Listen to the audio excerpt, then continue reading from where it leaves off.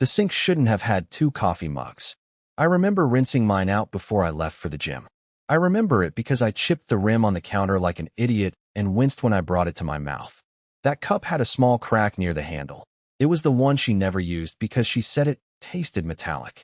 But now there were two mugs in the sink, both still warm, both with that faint ring of oat milk she always swore was better than cream. But she was supposed to be gone. She left Thursday night after a weird argument about nothing. Something about patterns and feeling boxed in. She said she needed to go off-grid, upstate, somewhere with trees and silence, to just exist without expectation. Her words, not mine. She packed light. Books, yoga mat, a little zip-up bag of sacred oils. No electronics. She even left her phone behind, which felt theatrical, but I didn't question it. She said she needed a reset, not surveillance. So why were there two mugs in the sink? I stood there in my gym shorts, staring at them like they were evidence in a crime scene. The dog wasn't barking. The guest room door was shut. I hadn't heard anyone come in or out. But something felt wrong. Not loud wrong. Quiet wrong. Like the air in the house was different. Warmer. Shifted. Then I saw it. A toothbrush on the bathroom counter. Not mine. Not hers. New. Blue. Wrapped in one of our hand towels like someone had rushed out and didn't want to drip on the tile. The bristles were still damp. I reached for it with a trembling hand, but stopped halfway. I don't know why. Maybe because touching it would have made it real.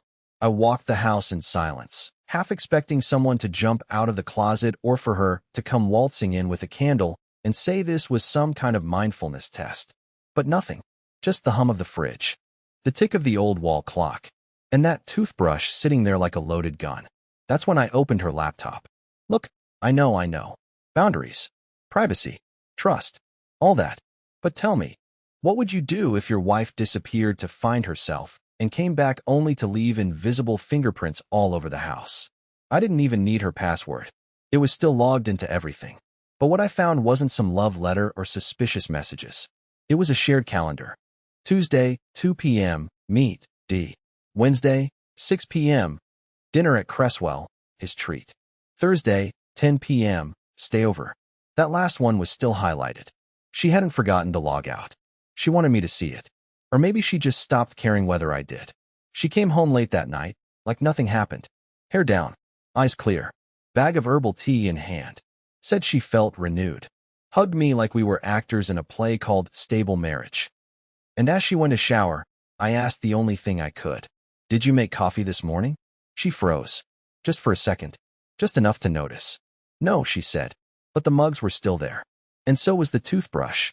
That night, after she got out of the shower, she lit a sandalwood candle and sat across from me on the couch like we were about to have a civilized discussion about nothing. She was wearing one of my hoodies, the one she always said was too scratchy, and pretending like nothing was weird. I watched her sip tea from a new mug, not the one in the sink, and I waited. Waited for her to say something. To trip. To flinch. To lie badly enough for it to crack through the performance. I broke first. There were two mugs in the sink this morning, I said calmly, staring at the floor so I didn't have to see the lie forming on her face. She didn't even blink. I must have forgotten one from before I left. They were both warm. She paused, just a beat. Maybe I rinsed one last night. You're overthinking again. Overthinking. That word stabbed a nerve. Because every time I brought something up, something real, something that didn't quite add up, that's what I got. You're overthinking. I wanted to scream. Instead, I stood up, walked to the bathroom, grabbed the blue toothbrush still wrapped in the towel, and set it gently on the coffee table between us like it was Exhibit A in a murder trial. What's this? She looked at it, blinked once, then smiled. Oh, that must be from when my sister visited last month. Remember? I think she left that here. No, I said slowly. She uses an electric toothbrush. You made fun of the buzzing noise, remember? Her mouth opened, then closed. No words came. I walked to the sink and picked up one of the mugs. There, faint but unmistakable, was a reddish-pink lip print. Not Bryn's shade. She never wore anything but clear balm. I held it up. This yours? She stared at the cup like it had betrayed her. What are you doing? She finally said, her voice suddenly sharp. Why are you digging through dishes and toothbrushes like some paranoid maniac? And there it was. The pivot. She was flipping the script. Suddenly, I was the problem. I was the one with the issue. Because I live here, I said. And I'm not blind. You weren't in the woods. You were at that Airbnb on Shoreline Avenue. You left your calendar open. I saw the dinner reservation. The 10 p.m. stayover. Who's D? Her face drained of color, like I had slapped her with a bucket of ice water. That's not what it looks like, she whispered. Oh, good, I said, laughing through the ache in my chest. Because it looks exactly like you lied to my face and brought someone into our house while telling me you needed space. For a second, I thought she was going to cry. She looked like she wanted to. But instead, she crossed her arms and said the quiet part out loud. I thought you wouldn't notice. You never notice anything. That broke something in me. Not just her confession, but the ease with which she said it. Like I was supposed to accept it. Like she had decided somewhere along the way that I didn't matter enough to be honest with. Was he here? I asked. In our house. She didn't answer. Her silence was the answer. So I nodded, walked upstairs, and did the one thing she never thought I would. I started packing. Not in anger. Not in chaos. Quietly. Thoughtfully. I folded every shirt, every sock, every little piece of my life that she clearly thought was too easy to leave behind. I didn't scream. I didn't threaten. I didn't even cry until I was in the car, with Orbit sleeping in the back seat and the house getting smaller in the rearview mirror. She left to find herself. Turns out, she just hoped I wouldn't be paying attention. But now I was. The thing about leaving in silence is that it confuses people who expected a fight. She followed me upstairs while I packed, but didn't say a word at first. Just stood there in the doorway, arms crossed, watching me fold t-shirts like I was preparing for a long weekend, not walking out of our marriage. And I wasn't slamming drawers or tossing things in bags. I was methodical, calm. That seemed to rattle her more than anything. Finally, she spoke. You're really doing this? I didn't answer. Just zipped up my suitcase and unplugged the phone charger I always kept on my side of the bed. I even took my half-used deodorant because I didn't want to leave anything that still smelled like me behind. I wasn't going to be a ghost in my own home.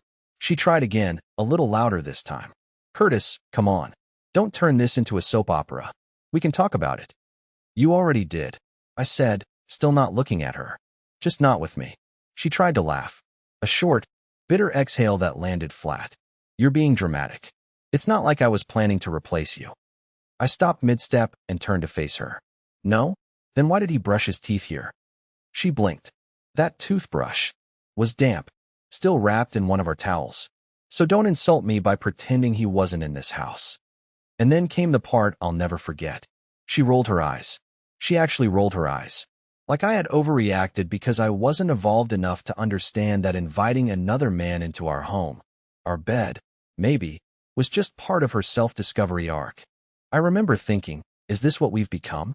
Just eye rolls and excuses and invisible lines in the sand she expects me not to cross? I didn't yell. I didn't break anything. I just picked up Orbit's leash, called him downstairs, and walked out the front door like a man who knew if he stayed even a minute longer, he'd say something he couldn't take back. I drove for hours. No music. No destination. Just me and the sound of Orbit's slow breathing in the back seat. I ended up at a cheap extended-stay motel just off the freeway. One of those places where the walls are thin and the pillows smell like bleach. But it was quiet, and it wasn't her. That night, I couldn't sleep. I kept going over everything in my head. What I missed, where it started, if I somehow opened the door to this without knowing it. I kept asking myself if I had pushed her away or if she had simply decided I was easy to leave. But then I remembered something. Something small. Something she hadn't noticed I noticed. A leather bracelet. Brown. Woven. Definitely not mine. It had been half tucked under the couch cushion earlier that day, right after I confronted her about the mugs.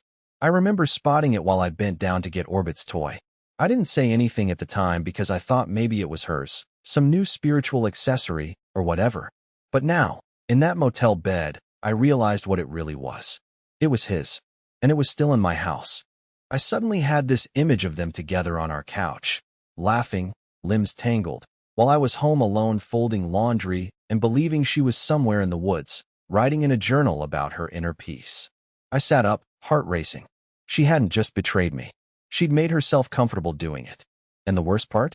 She thought I was too passive, too soft, too Curtis to do anything about it. She was about to find out just how wrong she was.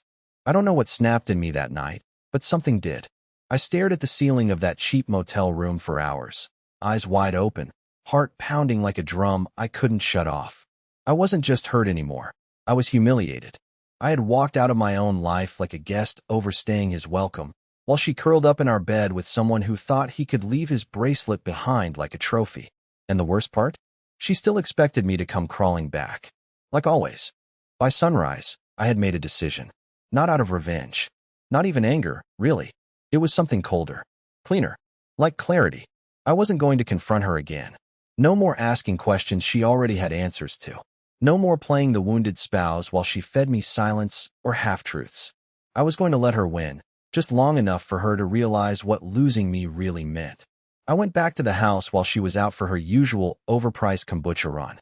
I knew her routines better than I knew my own, which made this easy. I parked a block away, walked in with my old house key, and for the first time in weeks, the place felt unfamiliar. Like a rental. The couch looked like someone else's now. The bookshelf was rearranged. Even Orbit's water bowl had been moved. That hit me harder than I expected. I didn't waste time. I took the bracelet and left it exactly where she'd find it, in her jewelry box, next to the little ring I gave her on our first anniversary. Not to be petty, to remind her of the mix, the contamination, the mess. I gathered the last of my things, backup chargers, my childhood photo album she never bothered to open, the leather journal I kept hidden under my nightstand. Then I opened the hall closet. That's where I left my message. See, what Bryn didn't know, what she never thought to ask, was that I'd spent the last 5 months building a startup with a guy I met at a tech seminar. It was just a side project, something small, nothing official. But last week, that project got funding. And suddenly, I was the one people wanted meetings with. She thought I was still stuck, still orbiting around her like a sad little moon. She had no idea I'd already begun rotating out of her world. So I printed something out, a page from our legal Zoom account with my name on the new LLC and a one-line note that read, "Some things grow better once you stop watering the dead parts." I left it in the closet, taped to a box of holiday decorations she always said we'd sort through eventually. She'd find it eventually. By the time she came back, I was gone again. But this time, it wasn't to escape. It was to move. I didn't go back to the motel. I checked into a friend's spare loft, Jasper, from the tech team. He didn't ask questions, just handed me a beer and pointed to the couch. That night, I slept better than I had in months. But Bryn didn't take long. The next morning, she called, and texted, and emailed. Then came the voicemail. "You were in the house? Curtis, what the hell is wrong with you?" Wrong with me? She was unraveling, panicking, trying to understand why the quiet man she thought would always be there wasn't. Why the man she underestimated had suddenly become someone she couldn't predict. And it was only just beginning. Her first voicemail was annoyed. The second was anxious. By the third, her voice cracked somewhere between confused and afraid. She said things like, "We need to talk," and "You're being cold, Curtis," and my personal favorite, "I didn't expect you to take it this far." This far. I had barely done anything except leave with dignity, while she desecrated our home with oat milk and betrayal. And now she was spiraling because I wasn't playing the part. Because I wasn't crying on the doorstep or sending long texts begging for closure. Because I had gone quiet. She wasn't used to that. I wasn't either. You have to understand. I'm the guy who apologizes just to keep the peace. The one who used to write sticky notes with "You're beautiful" on them and hide them in her coat pockets, even when she hadn't kissed me in a week. I'm the guy who waited while she meditated, journaled, and went on solo retreats, pretending I didn't feel the space between us growing like a canyon I wasn't allowed to talk about. So yeah, maybe I was cold now. Because warmth got me nowhere. She started reaching out to mutual friends. That's how I knew she was losing grip. One of them, Liza, texted me saying Bryn had stopped by in person, said she was worried about me, claimed I had disappeared in a concerning way, like I was some emotionally unstable ghost who wandered off into traffic. Let me be clear, I wasn't hiding. I was healing, just not in a way that involved her anymore. Meanwhile, the silence drove her mad. I didn't respond to the voicemails. I didn't answer her cryptic email titled "Closure." And when she tried to lure me with guilt, saying Orbit probably missed her, I didn't even blink. But then came the twist. She showed up at Jasper's loft. I don't know how she figured out where I was. Maybe Liza cracked. Maybe Bryn remembered something I said in passing. All I know is that on Thursday night, I walked out of the shower and found her sitting on the steps outside, arms tucked into that ridiculous knit shawl she only wore when she wanted to appear fragile. She didn't even look up when I opened the door. "I didn't cheat," she said softly. "Not technically." I said nothing, just leaned against the doorframe, towel over my shoulder, heart pounding like it was about to punch through my ribs. I didn't want to look at her. Didn't want to remember the way she used to smell like eucalyptus after a shower. Didn't want to feel anything. I got confused," she said. "And I didn't think you'd ever really leave. I thought maybe if I drifted far enough, you'd pull me back." That broke something in me all over again, not out of hurt this time, but out of realization. She never wanted partnership.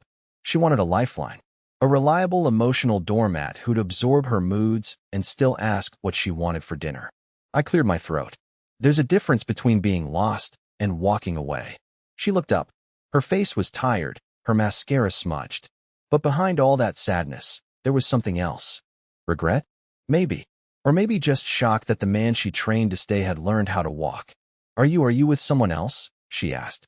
The question was so absurd I almost laughed. She had moved another man into our atmosphere, and now she was jealous of my absence? "No," I said. "I'm with myself. For once." That's when she started crying. Not sobbing. Those quiet, hiccup tears that come from realizing you miscalculated something you were sure you had control over. She reached for me. I stepped back. "I don't hate you," I said gently, "but I can't unknow what I know, and I won't unleave what I've left." And then, slowly, I closed the door. I thought that would be the end, but the real fallout hadn't even begun yet. The morning after I closed the door on her, she didn't knock again. She didn't text, didn't call, but I knew she wasn't done. Bryn never walks away from a story unless she gets to control the ending. That's the thing about people like her. They don't always want you back. They just want you unable to move forward without them. But I was moving forward, faster than even I expected. Jasper, who'd quietly been watching this whole mess unfold, had become more than a friend. He became something like a mirror. He told me, flat out, that watching me tiptoe around Bryn was like watching someone apologize to their own shadow. That one stung, but it stuck with me. And for once, I didn't argue. I listened. I stopped making excuses for the woman who had taught me to shrink in order to keep the peace. We focused on the business. We worked long hours. I redesigned our app's onboarding system from scratch while eating boxed mac and cheese on a borrowed laptop.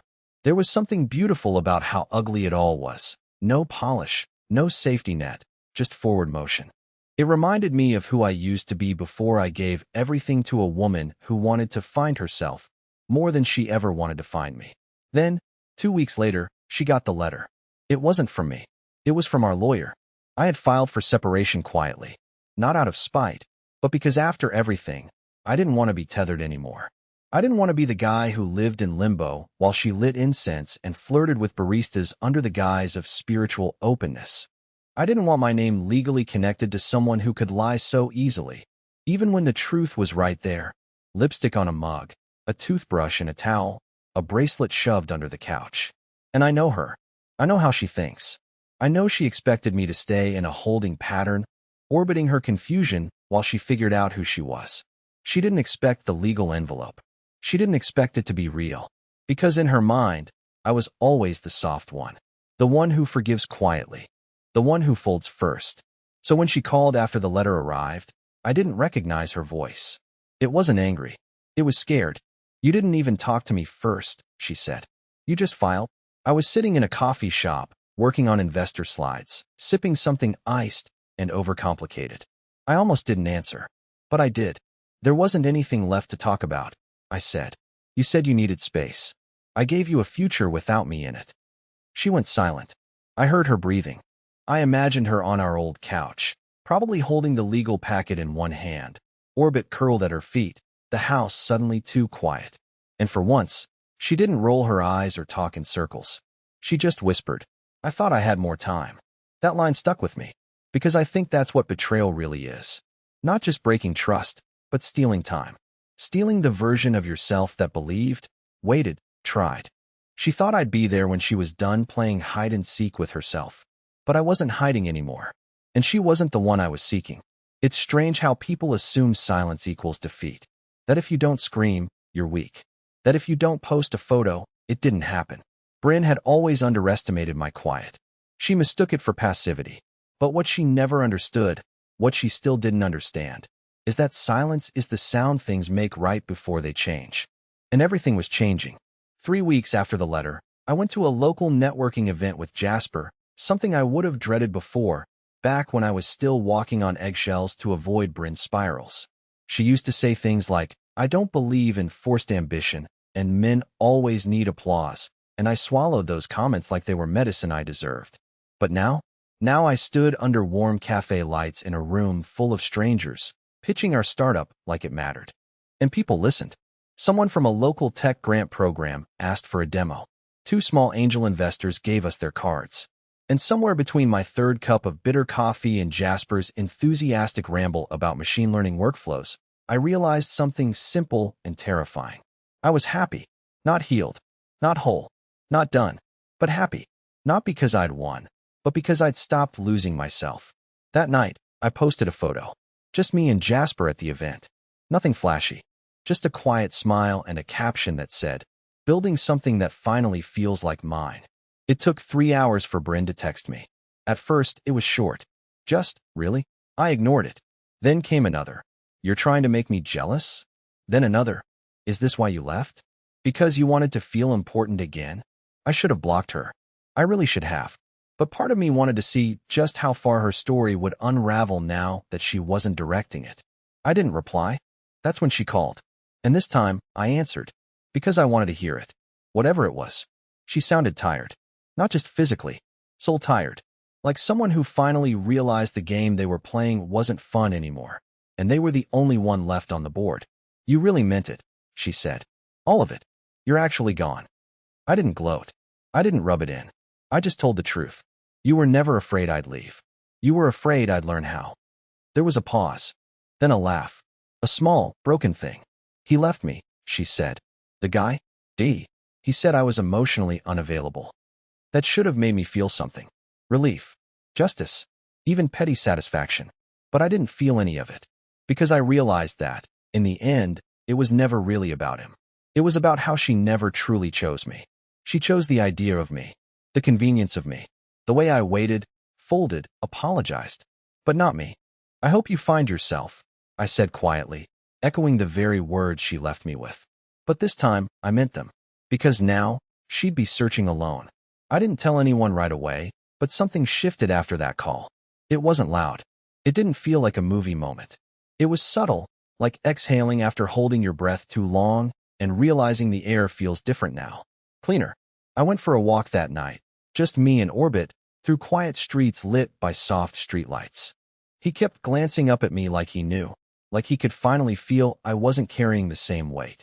That week, I moved into my own place. Not Jasper's spare couch. Mine. It was small, a little crooked, and the oven door squeaked when I opened it. But it was mine. I bought a couch that I liked. Navy blue, soft enough to sink into, no weird boho fringe. I filled the fridge with things I actually enjoyed eating without needing to justify them to someone who thought grocery lists were a form of oppression. I even bought real plates. For the first time in years, I wasn't designing my life around someone else's mood swings. And then, without trying, without even looking, I met someone. Her name was Tessa. We met through a mutual friend who thought I needed a reason to smile. I wasn't ready, not fully. But she didn't ask me to be. She didn't rush anything. She just showed up with calm energy and honest eyes and a laugh that didn't feel rehearsed. She asked questions and actually listened to the answers. She didn't need saving. She didn't want fixing. She was just there. The first time she came to my place, I was nervous. I caught myself cleaning the already clean kitchen, wondering if she'd noticed the squeaky oven. But when she walked in, she smiled and said, "It feels like a safe place." I don't know why, but that hit me harder than any compliment I'd ever gotten. She noticed the leather journal on the shelf. I hadn't touched it in months. I told her it was full of stuff I'd never let anyone read. She said, "One day, maybe." One day? Not now. Not pressure. Just, maybe. Meanwhile, Bryn stopped calling. I think she finally understood that whatever version of me she thought would stay frozen in her rearview mirror had melted away. There was no grand confrontation. No final blowout. Just quiet. Which, in its own way, was louder than anything she could have said. Last week, I walked past our old house while visiting a friend in the neighborhood. The curtains were different. The porch light was off. It didn't feel like mine anymore, and that felt okay. It felt right. Because here's what no one tells you when you get cheated on, abandoned, forgotten. You don't just lose something. You make space for something better. Better boundaries. Better mornings. Better love. I used to think the worst day of my life was the day she left to find herself. But the truth? It was the day I finally started finding me.